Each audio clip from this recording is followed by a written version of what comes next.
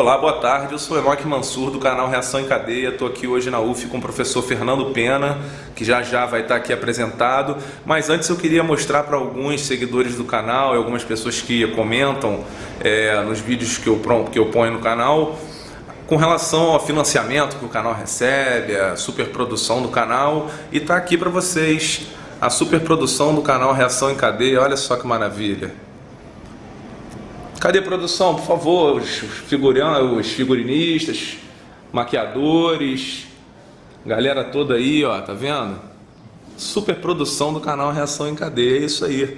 Então fica aí para vocês a dica. E agora a gente vai ter um bate-papo super interessante com o professor Fernando Pena, debatedor a nível nacional contra o movimento Escola Sem Partido. E a gente vai começar esse papo agora com ele aqui. Beleza, galera? Então vamos lá.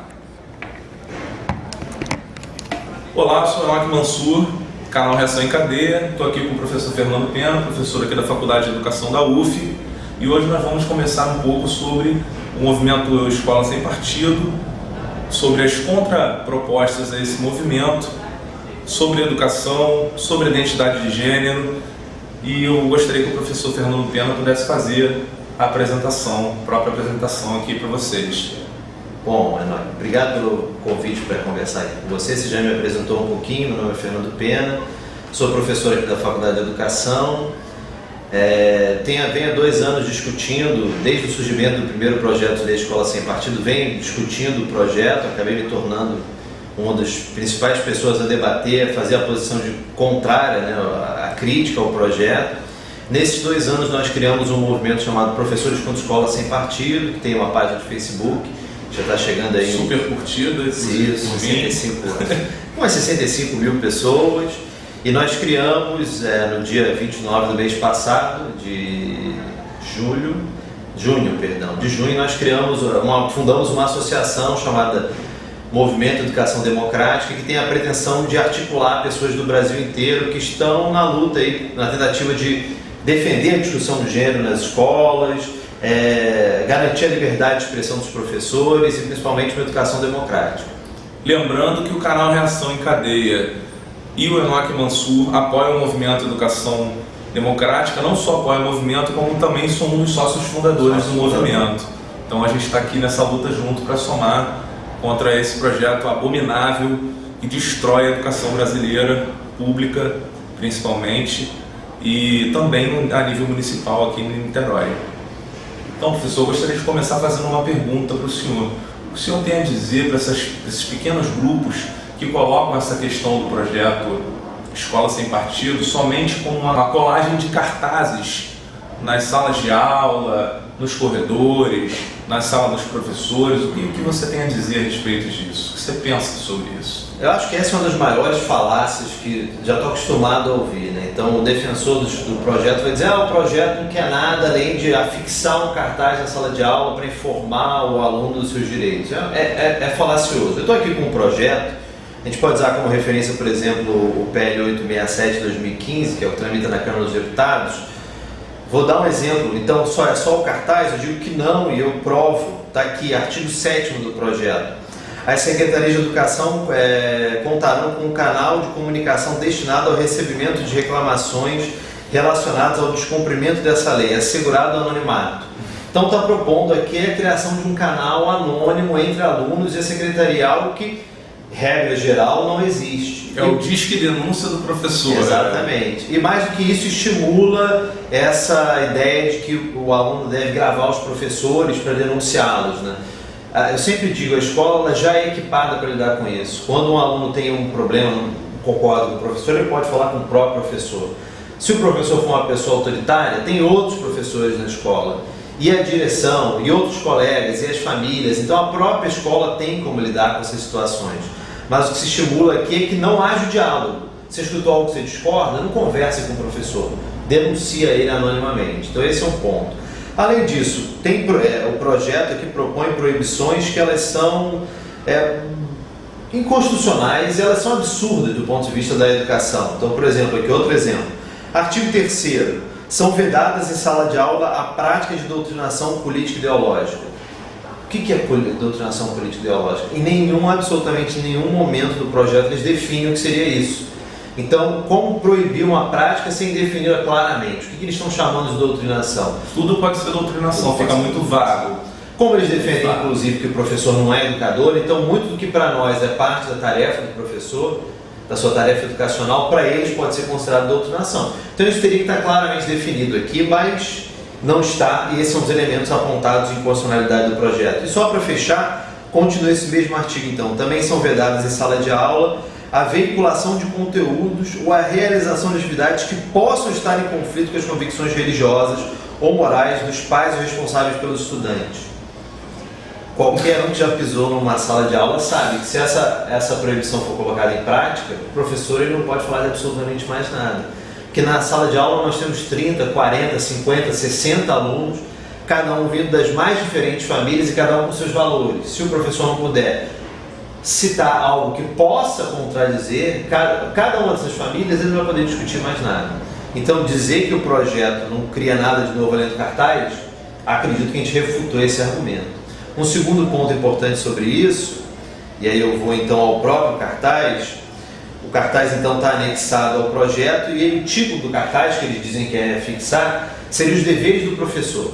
Só que vou ler para você aqui o início dos deveres do professor. 1, o professor não. 2, o professor não. 3, o professor não. E aqui tem outro, o professor não. O 6, percebe? Não são deveres, né? São proibições à prática pedagógica, à prática do lecionar. Né? Perfeito. Fica claro. Fica claro. Aqui não, dever seria algo que o professor deve fazer. Isso aqui, na verdade, são todas proibições.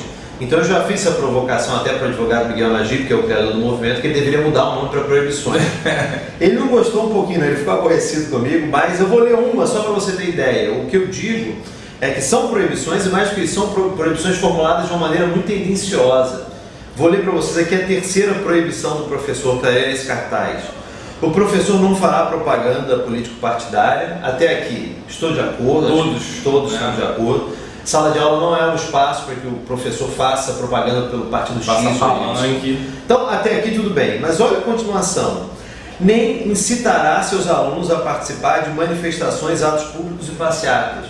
Vem, eles colocam o termo incitar. Mas o professor não deve estimular aos seus alunos ao pleno desenvolvimento, do exercício da cidadania. Perfeito. Mais do que isso, estimular os alunos a participarem de qualquer atividade democrática, qualquer manifestação democrática no espaço público. Sem dúvida. Só que da maneira como eles formulam, fica parecendo que estimular essa participação no espaço público, em qualquer tipo de manifestação, é algo tão condenável quanto fazer propaganda partidária. Então percebem, tem aqui uma maneira de formular que ela é tendenciosa e na verdade constitui uma lista de proibições. Então acho que aqui já fica a resposta para essa argumentação de que apenas a fixação de cartaz, muito longe disso. Para mim, na verdade, eu tenho dito isso, o projeto Escola Sem Partido é um projeto de escola, é um projeto de escolarização que remove dessa escola o seu caráter educacional. Perfeito. Eu queria aproveitar um gancho que você falou com relação à questão do movimento Escola Sem Partido, trazer essa questão dos professores não serem educadores e da escola não poder ir contra as convicções morais desses pais. Eu queria pegar esse gancho para falar da lei, por exemplo, 10.639, que é de 2003, que garante a educação, o ensino da história e cultura africana e das questões das matrizes afro-brasileiras, culturalmente, né, a cultura afro-brasileira, que envolve religiões afro-brasileiras, etc. E aonde isso fica nessa questão das convicções morais dos pais? Então, você percebeu bem, naquela proibição, o professor não poderia fazer nada que pudesse entrar em contradição com as crenças da família. Como se tivesse só uma crença, se só tivesse só uma família, é uma pluralidade delas. Mas então, qual é a consequência disso? O professor não pode falar nada, o professor, na verdade, na visão deles, o professor não deve educar, o professor não é um educador. Ele é só um instrutor, alguém que transmite conteúdos, algo que no campo educacional está ultrapassado já há décadas, não centenas de anos. Mas aqui, então, como é que eles fundamentam essa tentativa de dizer que o professor não pode educar, que os valores da família têm que prevalecer na escola? Eles buscam um documento internacional assinado pelo Brasil, do qual o Brasil é signatário, que é a Convenção Interamericana sobre Direitos Humanos. Essa convenção tem no seu artigo 12, que é o artigo sobre liberdade de crença e consciência, no seu inciso 4, Diz que os pais, e quando for o caso tutores, têm direito a que seus filhos recebam educação moral e religiosa que estejam de acordo com seus próprios valores. Só que é uma interpretação equivocada de um dispositivo que está falando sobre liberdade de crença e consciência. Como eles interpretam isso? O professor, então, a família determina e a escola não poderia educar. Só que, e aí qual é o contra-argumento? E eu já chego de novo na convenção. Primeiro, nossa Constituição Federal. A Constituição Federal, no seu artigo 205, diz: educação, direito de todos, dever do Estado e da família, a ser promovida em colaboração com a sociedade. E continua, mas aqui então está dito, dever, direito de todos. Então aqui, ao meu ver, já tem uma necessidade de defesa da escola pública, que todos só vão ter acesso à educação se nós tivermos uma rede pública de qualidade. Mas quem é que oferece essa educação? Família e Estado. Estado são as escolas, em colaboração com a sociedade. Então percebe? Não é só a família, não é só a escola. São os dois em colaboração com a sociedade. Então é uma tarefa colaborativa. A escola educa sim. E ele educa para quê? Aí continua o artigo 205, visando ao pleno desenvolvimento da pessoa, o seu preparo para o exercício da cidadania e sua qualificação para o trabalho. Perfeito. Então, a qualificação para o trabalho, ela é uma finalidade importante. Então, ensinar as matérias para que o aluno possa depois se encaminhar no mercado, no mercado de trabalho onde ele tiver interesse. Mas essas missões, elas são indissociáveis. Então, eu preciso formar plenamente a pessoa democrática e prepará-la para o exercício da cidadania. Então aqui fica claro, a escola ela pode contradizer sim os valores familiares, quando for o caso. Por exemplo, você citou a Lei 10.639. Se um filho educa, se um pai educa seu filho para que ele seja dentro de valores e visões racistas, e ele chega na escola com essas visões, são visões familiares. Sim. Sem dúvida, convicções morais. Convicções morais. Só que o professor tem o dever de problematizar o racismo em sala de aula, até para colocar em prática a Lei 10.639. Então é isso, no final das contas, ninguém aqui está querendo negar a importância da família na educação. Longe disso. A questão é, a família é um espaço e a escola é outro. E a escola educa, e aqui normalmente a família é um espaço privado, e a escola é o espaço público, no qual diferentes famílias vão entrar em contato com outras visões, outros valores. E a escola tem que educar para esse diálogo, para conhecer o outro, dialogar com o outro e conviver democraticamente. Eu queria entrar numa outra questão, que você mencionou o artigo 205, e tem um outro artigo também da Constituição muito importante que vem logo em seguida, que é o 206, que fala da questão da liberdade de pensamento, da liberdade de aprender, de ensinar as diferentes concepções pedagógicas, e isso o projeto tenta alijar nos seus artigos e incisos. Esse é um outro argumento, né, favorável ao movimento Educação Democrática, aos professores contra a escola sem partido, e é um argumento no campo jurídico que impacta diretamente no que é proposto pelo programa Escola Sem Partido. Você tem alguma contribuição a fazer a respeito disso? Eu estou abrindo aqui o projeto para ler com você. Então, você está citando a outra coisa que eles gostam de fazer é dizer que quem critica o projeto é porque não leu. A gente está mostrando aqui. Não só leu, como sabe de cabeça já, mas para não cair em nenhum erro, no seu artigo 2º, eles dizem que a educação nacional atenderá aos seguintes princípios. Eles esquecem de mencionar, como você bem disse, que a Constituição já determina quais são esses princípios, que são reafirmados na Lei de Diretrizes e Bases. Então esse é o primeiro ponto. Já existe. E se você analisar a maneira como eles constroem a argumentação do projeto, é interessante notar o que eles fazem com os princípios constitucionais. Vou ler para vocês então. O inciso 2 do projeto, artigo 2º. Pluralismo de ideias no ambiente acadêmico. Como é que está na nossa Constituição? Pluralismo de ideias e de concepções pedagógicas. Percebe? Eles excluíram intencionalmente algo que está junto na Constituição. Eles excluíram o pluralismo de concepções pedagógicas. Se eu continuar, aí ele vem aqui no projeto de lei. Liberdade de aprender, com projeção específica no campo da educação, da liberdade de consciência. Como é que está na Constituição? Liberdade de aprender, ensinar, pesquisar, divulgar o conhecimento, a arte e o saber. De novo, o que eles excluíram? A liberdade de ensinar, a liberdade de pesquisar, a liberdade de divulgar o pensamento. Se a gente continuar percebendo, analisando esse exercício que eles estão fazendo, estão retirando tudo dos princípios constitucionais que está vinculado à figura do professor. Perfeito. Percebe? Isso é inconstitucional, amputar os dispositivos constitucionais. E eles chegam ao extremo na justificação do projeto de dizer que o professor não tem liberdade de expressão no exercício da sua atividade profissional. Esse é um ponto muito importante que eu queria até trazer isso também para elucidar o pessoal que está assistindo a gente.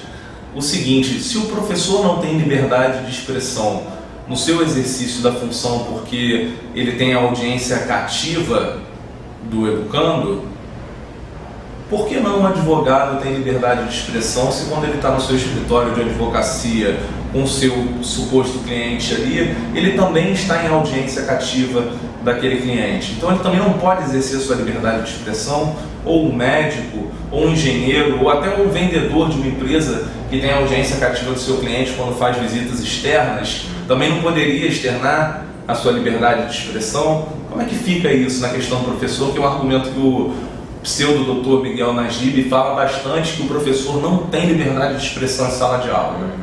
Primeiro, todos os juristas e advogados, especialistas de direito com os quais eu conversei, foram unânimes em dizer que o professor tem liberdade de expressão, sim.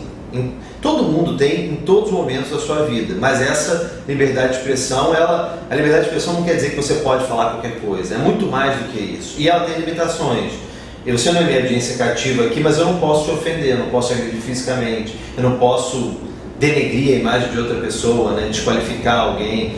Então, essa visão de a liberdade de expressão é poder falar o que você quiser, ela é falsa. Mas se tivesse um defensor do projeto aqui, ia dizer para você, olha, mas os alunos eles estão presos em sala de aula, eles não podem sair. Eles são obrigados a estar ali. E aqui é um ponto no qual a discussão do Escola Sem Partido se afasta totalmente da discussão sobre a educação democrática, no campo educacional mesmo. Que é, inclusive, essa ideia de que a escola é o único espaço por qual toda a sociedade passa em algum momento da sua vida, ela é um argumento para demonstrar a importância da escola investir na formação desse cidadão democrático. Porque a escola é o único espaço no qual você pode inserir processos de reflexão em todas as vivências políticas, sejam positivas ou negativas. Então, mais do que ver isso como uma limitação, os alunos são prisioneiros. Para começar, qualquer um que esteja dando aula agora sabe que os alunos estão longe de serem prisioneiros. Qualquer coisa que você fala, na hora eles vão abrir o celular, vão investigar o que você está falando, vão falar com filmam, conversam com outros colegas. Então a sala de aula é tudo menos esse ambiente hermeticamente fechado que eles dizem. A sala de aula é perpassada por todas as discussões da sociedade e é impossível vedar essa sala de aula. Um exemplo, eles dizem, como eu falei, no projeto, em um momento eles definem o que seria doutrinação ideológica, mas no site tem uma definição. Tem um item, no site do Movimento Escola Sem Partido, tem um item lá que diz flagrando o doutrinador.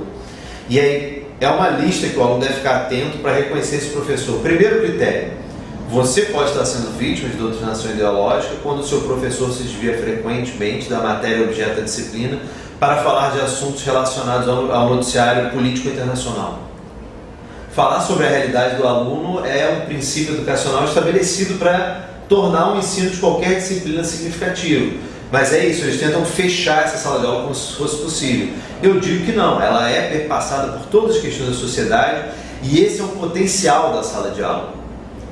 É aproveitar, discutir todas essas questões num ambiente onde você tenha respeito entre os outros e mais que isso, onde a escola possa formar para isso. Perfeito. Nessa questão dos professores com relação ao que o projeto diz